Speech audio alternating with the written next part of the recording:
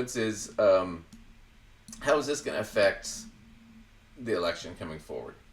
Now, honestly, I think for the jail time, it's probably going to happen. It kind of doesn't matter. The question is do voters, are they going to still vote for Trump despite this? And the answer is probably yeah. Yeah. So let me do this. Here's an older poll, real quick. We'll go through this one. So this is from April. And typically we don't, just a reminder, typically we don't look at polls. We're not really interested until it gets close to the election. Because this far out, we're 6 months out. I mean, it's all kind of speculative. You don't really know what kind of sample you're getting. Because the kind of people that answer polls at this point in time are people who are already pretty much in their own camp. Right. You're not going to get the independent voter who's not paying attention to the news to, I mean, if they're not watching the news, they're not going to take 30 minutes to fill out a poll. It's just not likely. So just bear that in mind. But this was April, in a tight presidential race, voters are broadly critical of both Biden and Trump.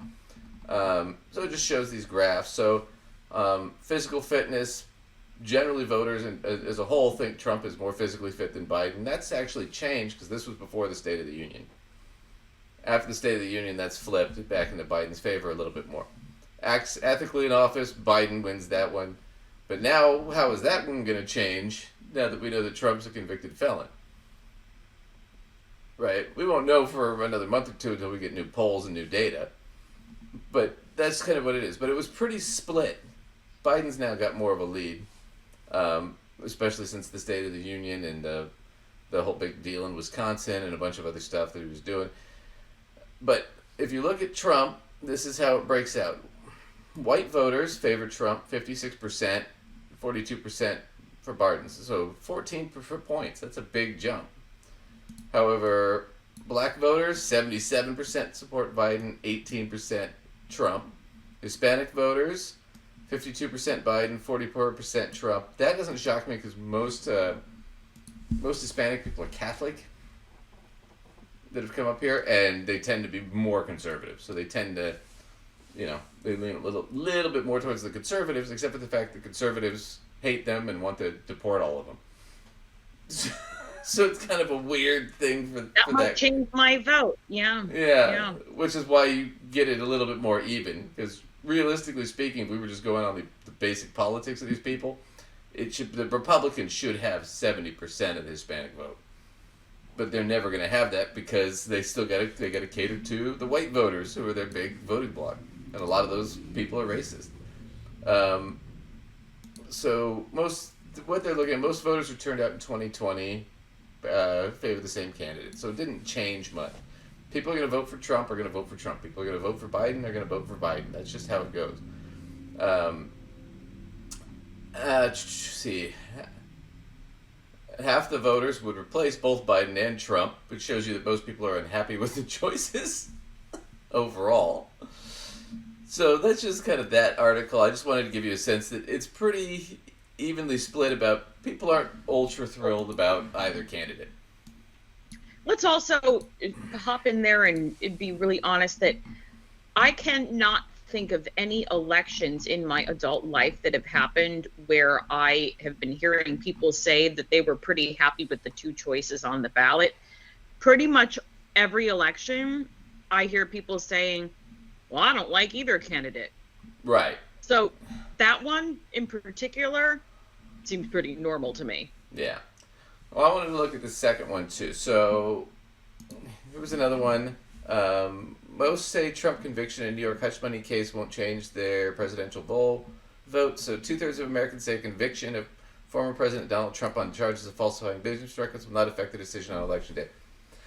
Well, 67% of registered voters told NPR, PBS NewsHour, blah, blah, blah, survey that a guilty verdict will make no difference to their vote. So, 2/3, it doesn't matter. So like I said, the people that are going to vote Biden are going to vote Biden. The people who are going to vote Trump are going to vote Trump. Nothing's going to change that. The percentage ticked up to 69 among those who said they would definitely go to the polls in November, with 15% of that cohort saying they would be more likely to vote for Trump, blah, blah, blah. So Republicans, of course, 64% conviction would make no difference. 25% instead of verdict would make them more likely to vote for Trump. So he's got the Republican Party pretty much locked up. 3/4 of registered voters, 78% of definite voters, in Trump perspective, acquittal would make no difference to the vote, and the 12% ladder, blah, blah, blah. So if they did this, you broke it down. If Trump was found guilty, makes no difference to 67%. But registered voters less likely to vote for Trump, 17%. So there's still a significant percentage here, right? Of people, probably around 5 to 15% of voters that are either undecided or they're kind of in the middle, or they're leaning, they're not really one way or the other. Those are the voters that are going to make the difference here, because you got to remember, if it's going to be kind of a repeat of 2020, Biden's going to get a shit ton of votes. Trump's going to get a lot of votes too, but Biden's going to beat him by 7 or 8 million votes. Plus, if he gets this extra 10%, now Biden's beating him by 13 or 14 million votes. And it's locked. So this changes the dynamic. Not like, it's not a huge dramatic change, but it only takes a few points to win an election. Based on, I mean, there are people that are unhappy with Biden, but if we want to base this on, the previous election results, where things were fairly close, but Biden took it. Yeah. Trump needed Biden to have a failure that was so great that it was going to take away a ton of votes for him. Yeah. Which has not happened. There are some people who are like, I really don't love him, but he hasn't done anything that's really made them feel like they're going to like grab their vote and go run somewhere else, per se. Mm-hmm. And the other part is Trump really needed to get in there and offer something that was extremely attractive to pull over. He needed to pull over some Biden support. And really the game he's having to run right now is holding on to the support he's already had, but that was already inadequate. Yeah, but you got to understand, a lot of this is not a referendum on Biden. It's a referendum on Trump. The people that are voting for Biden is not. It's not the people voting for Trump really want Trump to be president. The people voting for Biden, they're like, he's okay. I just don't want Trump to be president. I mean, I'd vote for a ham sandwich over Trump right now. I mean, I'm in that group of voters. I'm locked in place. I'm not voting for Trump. I'm going to vote for whoever's running against him. Lucifer could be running almost against no matter him. who it is. Yeah, right. Almost doesn't matter. So that's just kind of what it's going. But here's Brian Tyler Cohen, and he interviewed. I always forget this guy's name, but he was he's a Republican. He worked on campaigns for a long time. He worked on Jeb Bush's campaign. And so he's really good at the polling and understanding this stuff, and he breaks it down. I think he does a really intelligent job here. So Brian Tyler Cohen's going to talk to him real quick. This is Inside the Right. So Tim, we've got big news here. Donald Trump convicted on all 34 felony counts. This is Inside the Right, so the obvious question here, do you think this will have some massive rally around the flag effect for Trump, or will the net effect of this conviction be negative for him? Yeah, first I just want to say hell yeah and cheers. It's been a long time coming. We get some accountability for this guy. Been fighting this guy for a long time now. So what is the impact going to be? We will not know for sure until we get more data. But let's just be real here. Being a convicted felon, 34 counts, having to be sentenced 4 days before the Republican convention, this is not good for Donald Trump. This is a big problem for him. It's a problem for him across a couple of vectors. Number one, we've talked about this. The group that is that Joe Biden is struggling with the most right now are people that just aren't paying that close of attention. There are people that if you just that don't get their news from cable or from shows like this or from the newspaper, they're getting just social media inputs. And is it going to have an impact on those people to hear that Donald Trump has now been unanimously convicted of business fraud, of defrauding the country with lies about his affair? I just, you have to think that it will impact some of them. Will it impact all of them? Are there some people out there that might come to Trump's defense? Sure. Like, this isn't a 100-0 thing, but on balance, I think that if you're just looking at the core groups of people, the people that have, low engagement, this is going to break through. The first, and that's the point. And I think he's right about that. It's because the election ultimately. The Democrats are going to get more votes. The Republicans are going to get a more concentrated amount of votes with the electoral system, but it's the independent voters, or what he's referring to, what we call in politics, the low information voter. The people that they have jobs, they have families, they don't pay attention to the news. They just get these snidbits. And this is a big story, so they know by now that he's a convict. And now that's going to make a difference when they go to the polls. Because they're going to the polls, they don't know about all of the sex shit against him. They don't know about the adjudication for the rape. They don't know about they don't know his policies. They don't know about him trying to be a fascist or wanting to be a dictator or saying all that. They don't hear any of that. They don't follow the news. But they are going to hear... They definitely know that he was convicted. Found guilty on 34 counts. Felony counts. He's been convicted. Felonies, yeah. Right.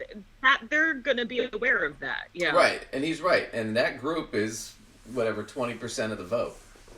And it's going to sway some of them, and that's what's going to make the difference. Because, like you said, Trump needed to make up ground if he was going to beat Biden. Because if it looks like it's going to be the same as 2020, Biden's probably going to win again. Right? Right. Under the same conditions, Biden was still ahead, so Trump needed to come in and he needed to offer something that would pull the votes over. Biden hasn't done anything bad enough to make people run from him on their own. Right.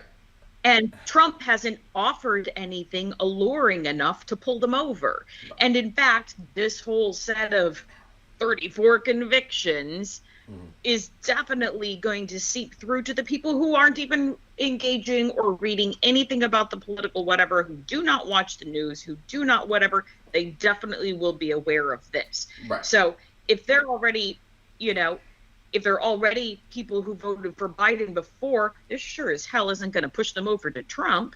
Right, and most of the things that the criticisms they have of Biden are bullshit. That inflation's way up, the economy sucks, we're in a recession. None of that's true.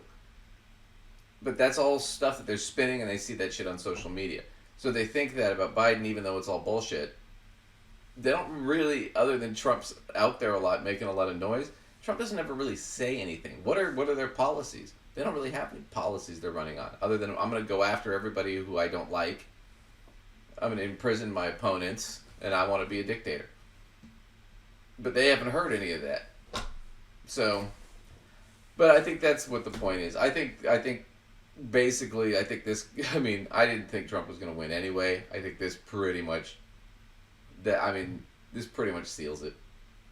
I don't know how he makes up that 5 or 6 or 10% or whatever it is that he's going to lose here now. Right. And he was already starting off with a little bit of a deficit from the previous election. So, I don't know. I think that's kind of the end of it for him. Plus, he probably, he might be in jail here in the next month and a half. So, we'll see how it all plays out. It'll be fun. We'll follow it. We'll keep you guys up to date. And I could be wrong, but that's my prediction. My prediction is the judge gives him some jail time, and that this sways that uninformed voter group. Not all of them, but a significant enough portion that might have otherwise voted for him. Right. Because they don't know enough. So, yeah. That's it. Anyway, that was our brief little catch-up because we had to follow up on the Trump thing. But we'll catch you guys next time. Where can everybody catch you, Lacey? As always, you can catch me at mysensewithsense.com, where you can find information, articles I've written, information about courses, workshops that I conduct.